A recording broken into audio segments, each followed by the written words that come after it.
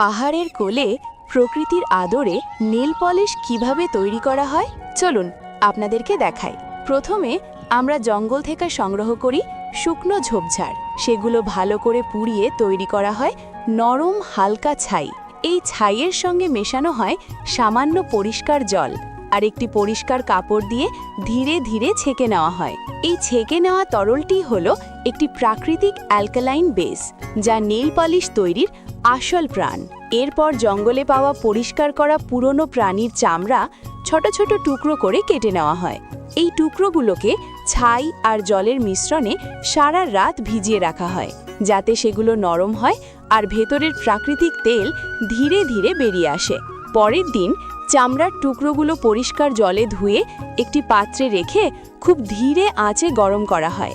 এই সময়ই মিশে যায় প্রকৃতির জাদু, তৈরি হয় জেলের মতো একটি ঘন মোলায়েম পদার্থ, যেটাই নেল পলিশের পলেপ।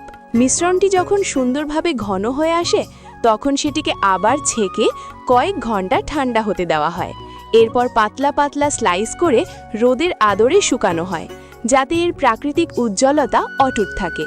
এবার শুকনো টুকরোগুলো একটি পাত্রে নিয়ে তাতে মেশানো হয় খাঁটি দেশি মদ। এতে নেল পলিশ পায় তরল রূপ আর দ্রুত শুকানোর ক্ষমতা। এই মিশ্রণটিকে আবার হালকা আঁচে কিছুক্ষণ গরম করা হয়। এখন আসে রঙের গল্প। বাগান থেকে তোলা টাটকা গোলাপ ফুলের পাপড়ি আমার প্রিয় খেলিতে ধীরে ধীরে বেটে তৈরি করা হয় মিহি গুঁড়ো। ছাঁকনি দিয়ে ছেঁকে নেওয়া হয় সবচেয়ে নরম অংশটুকু। এই গোলাপের গুঁড়োর সঙ্গে মেশানো হয় সামান্য মধু।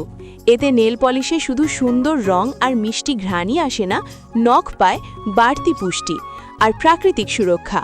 আর এইভাবেই পাহাড়ের কোলে ভালোবাসা আর ধৈর্য দিয়ে তৈরি হয়ে যায় দেশি, পাহাড়ি ও সম্পূর্ণ প্রাকৃতিক নেল পলিশ, যা নখকে করে তোলে সুন্দর, চকচকে আর আরও মজবুত। আপনি যদি এটি নিতে চান, ডানদিকের ওপরে ক্লিক করুন। ভালো লাগলে লাইক ও শেয়ার করুন।